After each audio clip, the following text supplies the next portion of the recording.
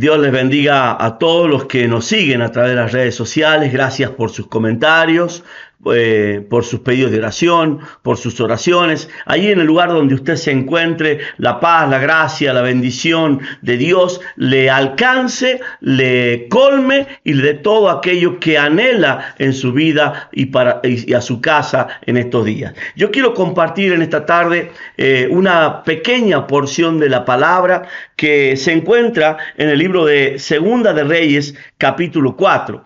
Y allí vamos a leer, usted y yo juntos, acompáñenme en la lectura. La palabra de Dios dice en el versículo 1 del capítulo 4 del libro de Segunda de Reyes, una mujer de las mujeres de los hijos de los profetas clamó a Eliseo diciendo: tu siervo, mi marido, ha muerto, y tú sabes que tu siervo era temeroso de Jehová, y ha venido el acreedor para tomarse 2 hijos míos por siervos. Quiero detenerme un momento en este versículo de la palabra y hablar un poco acerca de lo que Dios habla acerca de la salvación cuando Él dice: cree tú y serás salvo tú y toda tu casa. Sabemos que en el orden que Dios estableció, que los siervos de Dios serían de generación tras generación. Por eso la palabra se enseñaba de padres a hijos.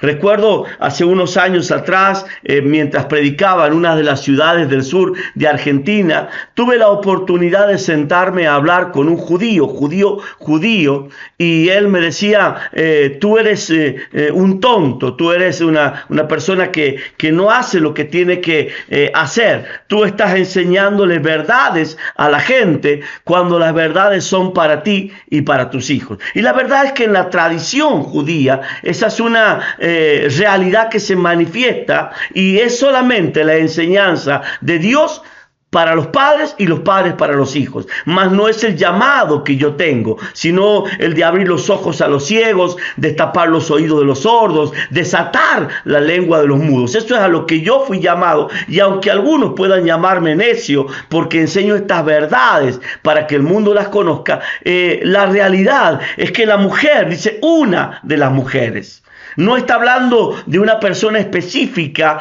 no está hablando de una persona que sea conocida por Dios con nombre, sino que no tiene nombre. Yo quiero que usted comprenda que cuando Jesús da la enseñanza del rico y Lázaro, al rico no se le sabía el nombre y a Lázaro sí. Lázaro era conocido en el reino de los cielos. Esta mujer no es conocida.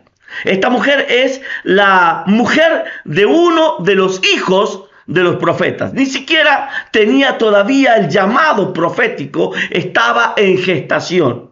Y dice la palabra de Dios que aunque este siervo tenía gestación de profeta, era el hijo de un profeta, era un hombre temeroso de Dios.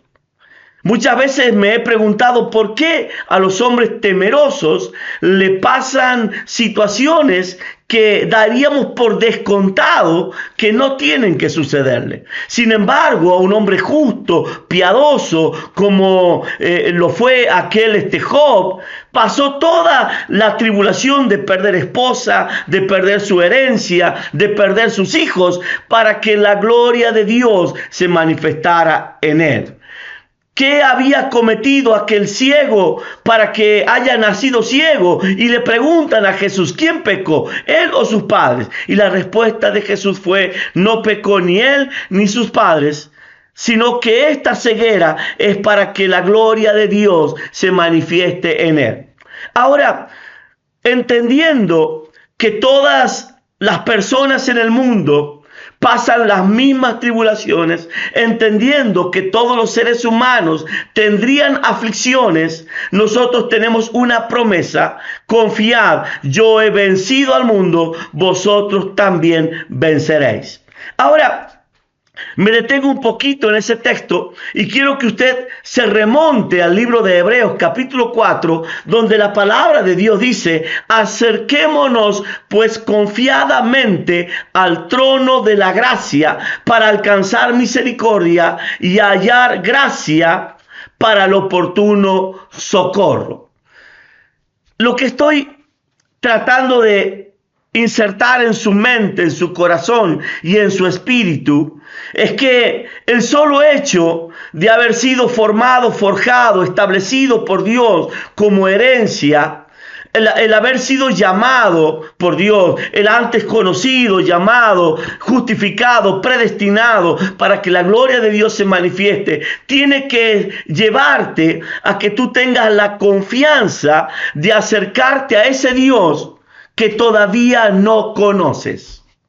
La mujer dice, mi marido era un hombre temeroso de Dios, pero no habla de ella como una mujer temerosa de Dios. Sí dice, tengo deudas, tengo problemas y los acreedores han venido a llevarlos como esclavos. Ahora, ella en medio de esa situación toma lo que su esposo le dejó como herencia, y la herencia era alcanzar el oportuno socorro, sabiendo de que él había servido a Dios. En el libro de los Salmos, en el capítulo 20, en el versículo 4, dice la palabra de Dios, libro de los Salmos, capítulo 20, le doy la oportunidad de que usted pueda también leerlo allí en su casa. Quiero que usted me acompañe y dice la palabra de Dios. Vamos a leerlo desde el verso 1. Dice, Jehová te oiga en el día de conflicto. Te envíe el nombre del Dios de Jacob te defienda. Te envíe ayuda desde el santuario y desde Sión te sostenga. El versículo 3 dice, haga memoria de todas tus ofrendas y acepte tu holocausto o sacrificio. Versículo 4. Te dé conforme al deseo de tu corazón y cumpla todo tu consejo. Ahora, ¿cómo puedo en el día de conflicto acercarme al Dios que no conozco, pero que sí oía de oídas? ¿Se acuerda cómo empezó la historia de Job? ¿Y cómo termina la historia de Job? Él termina diciendo, de oídas te había oído, mas ahora mis ojos te ven. Creo que ya está entendiendo a dónde yo quiero llevarlo. Quizás te ha tocado participar de reuniones, asistir a congregaciones, escuchar la palabra, saber de Dios, pero nunca tuviste una relación estrecha con Dios. Siempre fue un toque de terceros, siempre fue una bendición añadida, algo que te cae por gracia. Ahora, llega el momento en que Dios trata con cada uno de los suyos. Él conoce a sus ovejas, las llama a cada una de ellas por su nombre y éstas le siguen. ¿Qué quiero decirte en este día? Que no importa la situación que tú hayas vivido, ni de quién seas hijo, llega el momento en que Dios tiene que tratar directamente contigo. Este hombre, hijo de los profetas, quizás era como aquel principiante del evangelio que vio los cielos abiertos, que él invocaba a Dios y fue apedreado. Y murió tempranamente, aunque estaba lleno del Espíritu de Dios. Ahora, este hombre, hijo de los profetas, quizás empezó a profetizar antes de tiempo. No sé la razón, el por qué Dios se lo lleva. Porque los hijos de Dios no mueren. Los hijos de Dios son llevados al seno de su Padre.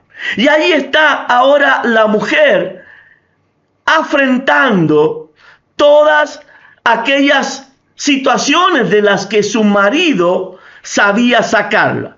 Mientras ella tenía marido, no tenía acreedores que querían llevarle los hijos como esclavo.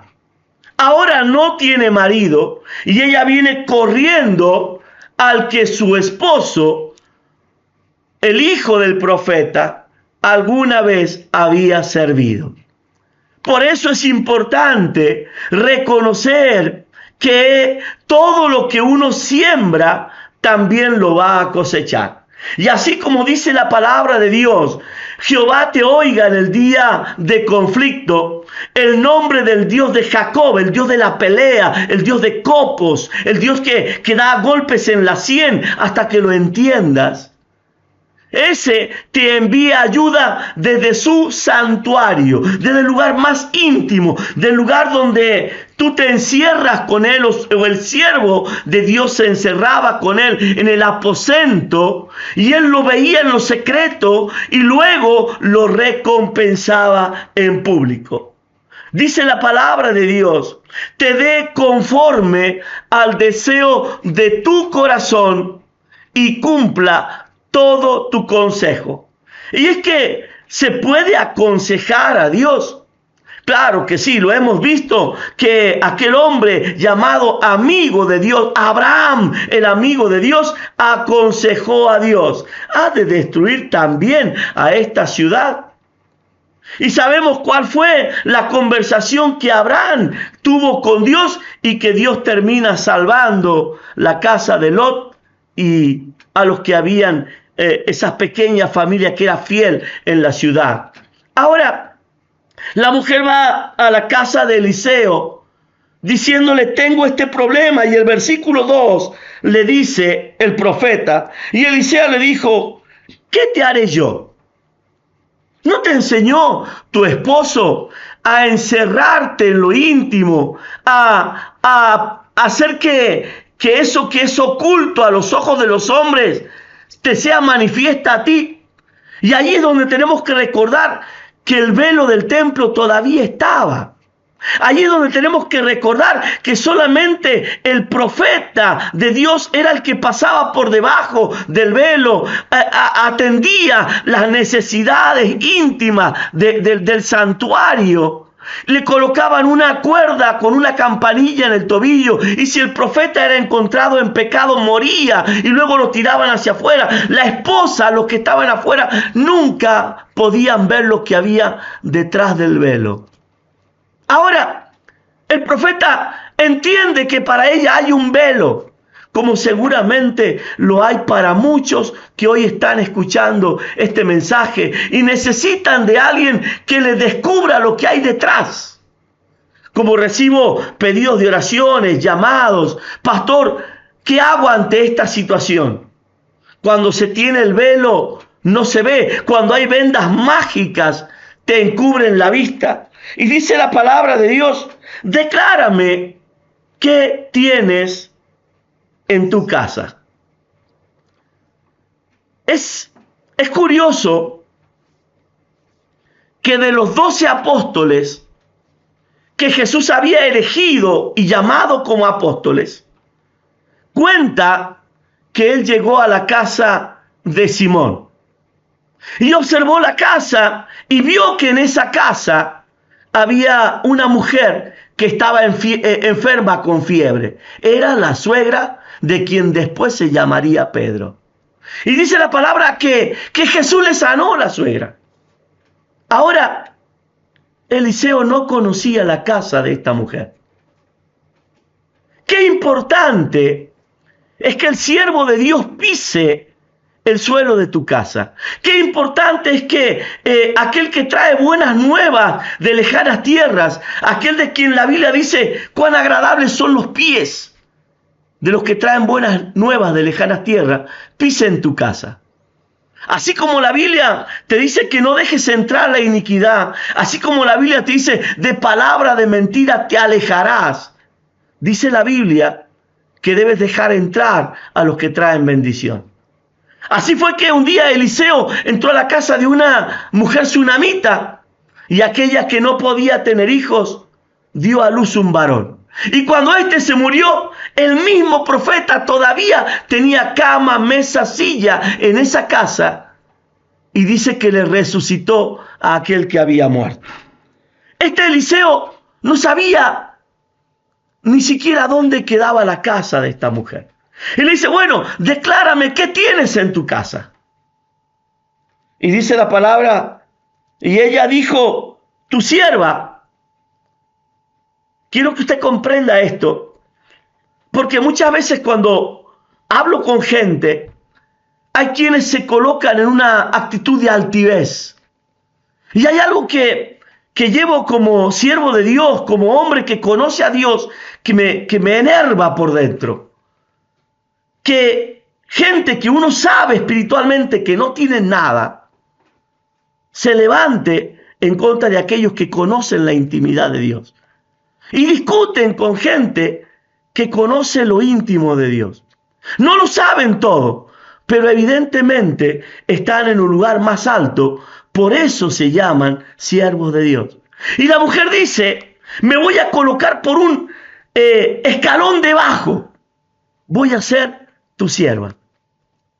Cuando uno toma la actitud de siervo, dice la palabra de Dios, que a esos que fueron siervos, al final de la historia, ya cuando Jesús va a ascender a los cielos, les dice, no los llamaré más siervos, sino amigos.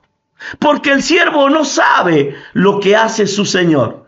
El amigo sí sabe. Entra y sale, y sea que entra o que sale, hallará pastos. Pero primero se es siervo. Primero se es siervo. Nadie se gana el ser amigo, porque el amigo no es como el mundo lo conoce, lo habla. Dice la palabra de Dios que el amigo da la vida por sus amigos. Y Jesús le dijo, yo los llamo a ustedes amigos. Morí en la cruz, pero también sé ahora que ustedes son capaces de morir por mí en la cruz. Ahora, la mujer dice, tu sierva, se coloca debajo de la estatura del siervo y le dice, ninguna cosa tiene en casa. Y luego dice, sino una vasija de aceite. No quiero profundizar mucho en esta enseñanza, sino solamente llevarles a lo que quiero enseñarles en esta oportunidad. Sabemos lo que es la harina, sabemos lo que es el aceite en las manos de la viuda de Sarepta, pero esta no tenía harina, esta solamente tenía aceite. Tengo una vasija, tiene aceite. Y el profeta ahora le dice, versículo 3, ve y pide para ti vasijas prestadas de todos tus vecinos. Quiero que vayas a tu barrio. Quiero que vayas a todos los que te conocen y les pidas a la gente vasijas vacías. Ahora, llevemos este contexto a la gente que te conoce. ¿Cuántos te prestarían a ti vasijas? Sabiendo que van a demorar en devolverlas. Sabiendo que esas vasijas van a tener una utilidad y que después de esa utilidad quizás no sirvan más. Porque no se puede poner vino en una vasija que tuvo aceite. O se puede colocar otra cosa. Si yo coloco algo en una vasija y le echo aceite, echo a perder el aceite. Tienen que ser vasijas vacías y probablemente eran nuevas. Ahora, en el barrio te conocen como la mujer esposa del profeta. Y la verdad es que la mujer mandó a sus hijos. Y dice la palabra, entra luego y enciérrate tú y tus hijos y echa todas las vasijas y cuando una esté llena, ponla aparte.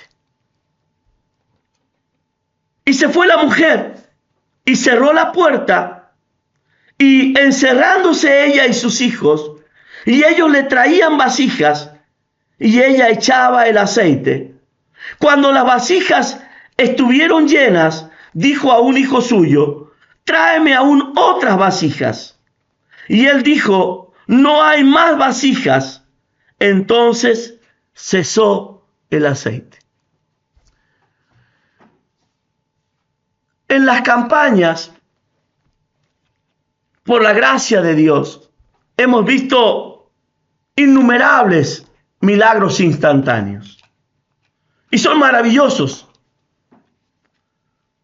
Recuerdo aquella oportunidad en Amberes, Bélgica, cuando Dios me muestra el cáncer en el vientre de una mujer. Ella hablaba neerlandés y yo español. Ella no entendía lo que yo decía, ni yo entendía lo que ella decía, aunque no hubo un cruce de palabras. Simplemente le dije, Dios te sana hoy. Y la mujer cayó 2-3 metros hacia atrás y Dios la sanó. Era la esposa de un pastor. Todos me preguntaban qué había dicho. Yo simplemente dije lo que vi. La mujer se hizo los estudios y Dios había arrancado el cáncer que ella tenía en su vientre. Son maravillosos los milagros instantáneos. Ver crecer un dedo, un brazo, los dientes, emplomaduras en oro y tantas cosas lindas que Dios nos ha permitido ver durante tantos años. Pero también están los milagros de obediencia. Cuando Dios te dice, tienes un problema intestinal, ve y come todo lo que quieras. Y tú sabes que si comes, la vas a pasar muy mal. O te tomas de la palabra y comes y dar al otro día el testimonio de que Dios te ha sanado. Qué hermoso es cuando Dios te dice, ve, enciérrate en tu casa, toma una copa de agua y con esa copa de agua llenarás todas las vasijas, las convertirás en vino. Y tú vas con una pequeña copa que no alcanza a tener 1 litro y llenas vasijas de 60 litros. Así sucedió ese día. Y la mujer no se asombró de que las vasijas se llenaban. Pidió más. Ella sabía que mientras tendría la palabra daría fruto. Hay algo certero, es que cielo y tierra pasarán, pero su palabra permanece para siempre. El tema es que muchas veces se quieren hacer cosas sin tener la palabra. Lo que hace que las cosas sucedan son la palabra, pero no es la palabra que yo leo en la Biblia y la tomo conforme a mi deseo. Dice la Biblia en el libro de los Salmos, capítulo 20, Jehová te oiga en el día de conflicto. El nombre del Dios de Jacob, el Dios de la pelea, te defienda. O sea, que si te va a defender es porque hay alguien que te está afrentando. Hay alguien que te ha pedido para ser zarandeado. Como Job fue pedido por Satanás. Y Dios dijo, tócalo. Así como un día Dios se para delante de Pedro y le dice, Pedro, Satanás te ha pedido para ser zarandeado, pero yo he clamado por ti. Necesitas que alguien te sostenga en el día en que Satanás te descubre. La Biblia dice que nosotros tenemos que buscar a Dios de madrugada, escondernos delante de Él, para que cuando Satanás te busque no te encuentre.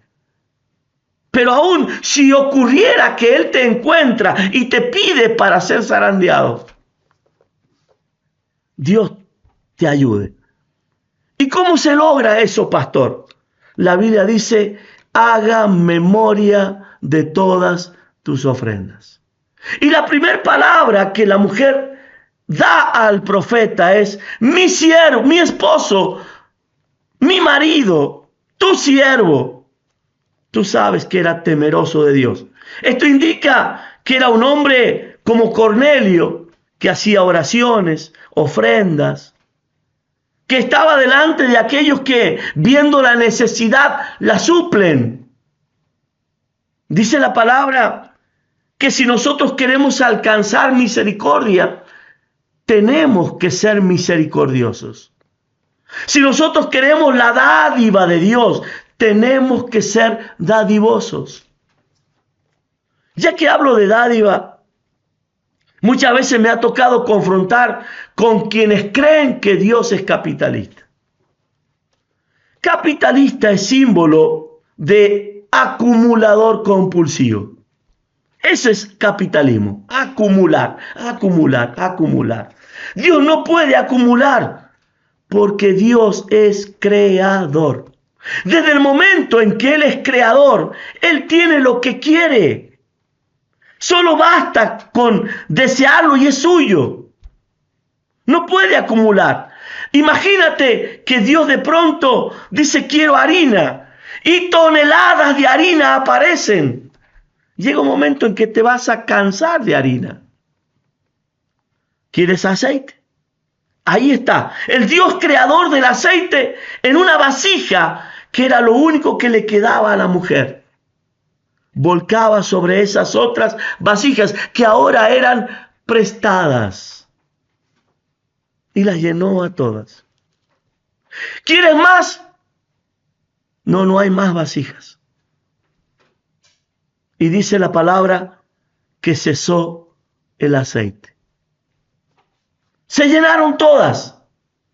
No había lugar para una gota más de aceite. Y allí fue donde Dios cerró la canilla. La mujer se quedó quizás con esa vasija que ella tenía, todavía con aceite, pero ya no había más para otras vasijas. Se habían llenado todas. Y Dios lo puede llenar todo en todo, porque Él es creador. Nosotros, los hombres, los que fuimos creados a imagen y semejanza de Él, tenemos la debilidad de ser acumulativos. Tenemos la debilidad de tener. Hay algo que nosotros tenemos que comprender de Dios para acercarnos a Él. Dios no tiene vida, Él es la vida. Dios no existe, Él es la existencia. Dios no tiene amor, Él es amor. Dios es todo lo que tú estás necesitando para llenar ese todo. Ahora, la mujer entiende y corre al profeta nuevamente y dice, cuando las vasijas estuvieron llenas, dijo a un hijo suyo, tráeme aún otras vasijas. Y él dijo, no hay más vasijas. Entonces cesó el aceite y termina diciendo el versículo 7. Vino ella luego y lo contó al varón de Dios, el cual le dijo, ve y vende el aceite y paga a tus acreedores, y tú y tus hijos viví de lo que quede. Cuando leo ese último versículo, me remonto a aquel pasaje donde Pedro pierde su nombre y vuelve a llamarse Simón. Entonces, le dice Jesús a Pedro, ¿qué te parece, Simón? ¿Los reyes de la tierra cobran impuestos de sus hijos o de los extraños? De los extraños. Entonces, ¿por qué le dijiste a los que venían a cobrar impuestos que yo también tenía que pagar? ¿Acaso soy un extraño? Y le dice, ve al mar. Echa tu anzuelo. Pero, Señor, yo tengo barca, tengo redes. No, quiero que lleves tu caña y tu anzuelo. Y el primer pez que saques, al abrirle la boca, hallarás un estatero. Véndelo, paga por mí y por ti. La lección que Eliseo le está dando a la mujer establece prioridades. Hay gente que en la necesidad busca a Dios, pero en el momento de la gratitud se olvida de Dios. Dios es siempre primero. Pon a Dios en primer lugar y Dios te colocará a ti en primer lugar. Claro que la mujer sabía que con tanto aceite ella se podía bañar, podía tirar, pero ella sabía que tenía una deuda. Y las deudas se cancelan pagando. Entregas el aceite o lo vendes. No necesito una palabra profética para vender lo que tengo. La abundancia que Dios me dio es para sostener. Ahora, lo primero que ella hace teniendo el aceite es va con la primicia. Señor, todas las vasijas se llenaron. Y allí con la primicia, Eliseo le dice a la mujer, véndelo. Y es la misma palabra que recibió Pedro. Paga por mí y luego por ti. Cuando tú colocas a Dios en primer lugar, Dios se encarga de ti y de toda tu casa. Mira lo que dice la Biblia y te voy a dar la parte revelada que no está visible a los ojos. Y dice la palabra de Dios, vende el aceite y paga a tus acreedores. Son tuyos, son de tu generación, son los que dejó tu marido. Pero luego, y tú y tus hijos, vivid de lo que quede. Mujer, te vas a morir y tus hijos quedarán con la herencia de ese aceite.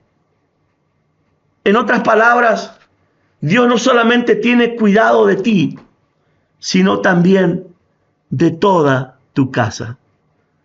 El libro de los Salmos en el capítulo 34 dice que los ojos de Dios están puestos sobre los fieles de la tierra. Y yo quiero que usted comprenda que cuando los ojos de Dios están puestos sobre los fieles, no es que te anda cuidando a ver si te hiciste una vez más encima. No es para condenarte en una caída que tengas. Es para salvarte en el momento de que des el resbalón. Espéreme, pastor. ¿Usted me está diciendo que Dios es una luz que alumbra delante de mis pasos? Claro que sí. Él sabe que Satanás va a tentarte. Él sabe que Satanás te ha pedido para ser zarandeado. Pero antes de que pueda tocarte, el Dios creador y proveedor ya ha provisto para que tú salgas adelante. En otras palabras, antes de que Satanás se llevara al esposo de esta mujer y los acreedores vinieran a cobrarle, él ya tenía vasijas vacías y tenía la palabra de la multiplicación del aceite, para que no tan solamente ella, sino también sus hijos fueran bendecidos. Y la verdad es que así como la bendición de Dios alcanza hasta 1000 generaciones, así como la maldición persigue hasta la tercera y cuarta generación, Dios está diciéndote, no solamente voy a salvar tu primera, segunda, tercera, cuarta generación, sino que voy a bendecir hasta las 1000 por amor de mi nombre y por la fidelidad que tuvo mi siervo. Si algo puedo decirles en esta oportunidad, es sean fieles, porque Dios es fiel. Y si tienes la desdicha de haber caído en infidelidad, Él permanece fiel. Estoy diciendo que caigas, no. Estoy diciendo que a los que más fieles a Dios son a los que Él más prontamente levanta. Pero si hay un caído que está clamando por socorro, Dios en esta oportunidad quiere levantarlo. Así que en el nombre de Jesucristo, el Hijo de Dios, levántate, resplandece, ha nacido tu luz y la gloria de Jehová se ha visto sobre ti. Te bendigo a ti y a toda tu casa.